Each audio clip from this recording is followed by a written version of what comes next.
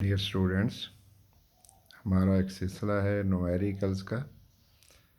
तो उनमें से आज एफएससी केमिस्ट्री गैसियस स्टेट का एक्सरसाइज में है क्वेश्चन नंबर 21। उसका ए पार्ट हम सॉल्व आज कर रहे हैं। तो अब इसमें देखिए कि इसमें क्वेश्चन क्या है हमारा ना। स्टेटमेंट को तो हमने केयरफुली पढ़ना होता है। The relative densities of two gases A and B are 1:1.5। देखिए ए जो है ना गैस, उसकी डेंसिटी 1 है और जो बी है उसकी 1.5 है।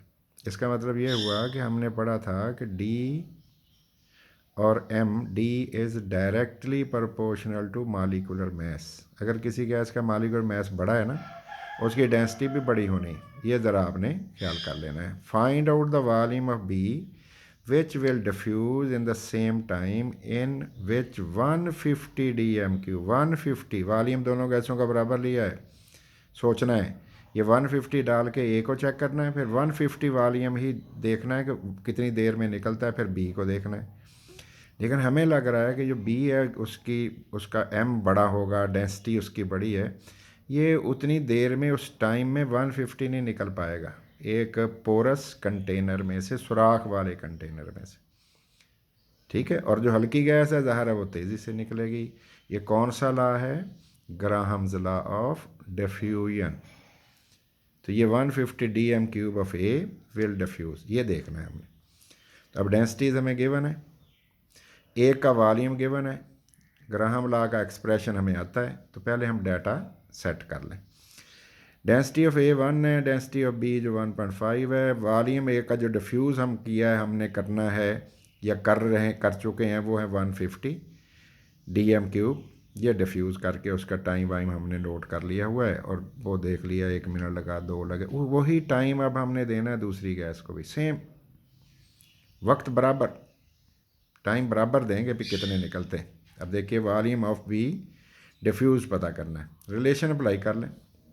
रिलेशन कौन सा अप्लाई करोगे? ग्राहम लॉ वाला करोगे।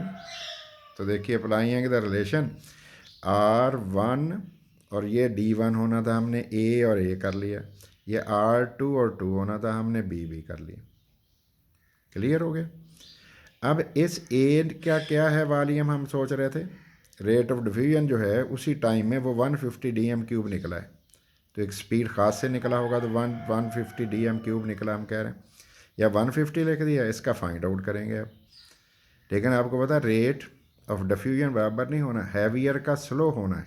ठीक है, आगे चलते हैं। ये वैल्यूज़ पुट की, 1.5 इसकी डेंसिटी लिख दी, अंडर रूट और इसकी भी लिख दी, और अंडर रूट स्केयर रूट ले लिए। हमने दोनों तरफ का स्केयर ले लेना। अब दोनों तरफ का स्केयर, दोनों तरफ का स्केयर ले लो। अब देखिए इसका भी स्केयर ले लिया, इसका भी ले लिया। इसका स्केयर लेंगे तो ये अंडर रूट स्केयर रूट ख़त्म हो जाएंगे, और इसका लोगे तो 150 raised to 2, और आर की पावर भी 2 हो जाएगी। बी तो नहीं, आर की पावर, बी तो ज़ाहिर है उसका नाम है, वो तो नहीं बदलेगा। अब taking square of both sides हमने देखे लिए होंगे, ये ले लिए हुए हैं और कर लीजिए। इसीलिए तो अंडर रूट नहीं है, अब इधर लिया हुआ है, तो 150 × 150 यही बनेगा ना, और ये बन जाएगा आर स्केयर बी। ये देखिए, और मैं ये वाला बी इधर ले जा रहा हूँ, इधर गौर करें, इधर ले जा रहा हूँ। इसको मल्टीप्लाई कर लूँगा, 150 का स्केयर ले लूँगा, 1 इधर ले जाऊँगा। देख लें ऐसे किया है, ये नीचे ज़रा चेक कर लेंगे आप, देख लीजिए। ये मैं आर स्केयर बी इधर ले गया हूँ ऊपर, ये 1.5 नीचे ले आया हूँ, इसको मल्टीप्लाई कर लूँगा, ये 1 ऊपर ले गया हूँ। ये देखो 1 ऊपर ले गया, 1 ऊपर, 150 × 150, ये वाला इधर, और ये 1.5 नीचे। ये मैंने मल्टीप्लाई कर लिया है 150 × 150 × 1, और आंसर मेरा ये आ गया, 1.5 मैंने नीचे लिख दिया। ये आर स्केयर बी मैं फाइंड आउट कर रहा हूँ, डिवाइड कर लिया तो मेरे पास जवाब आ गया स्केयर बी का 15000, 15,000 आ गया ना। अब क्या करूँ? अब मैं बेटे ये वाला जो स्केयर तो मुझे चाहिए नहीं, अब क्या करना चाहिए फिर? स्केयर तो मुझे नहीं ना चाहिए। अब मुझे क्या करना चाहिए? मैं ये देखो इधर चला गया, ये चला गया इधर, दोनों तरफ का स्केयर रूट अंडर रूट ले लूँ। जब इधर का अंडर रूट लूँगा ये स्केयर ख़त्म हो जाएगा।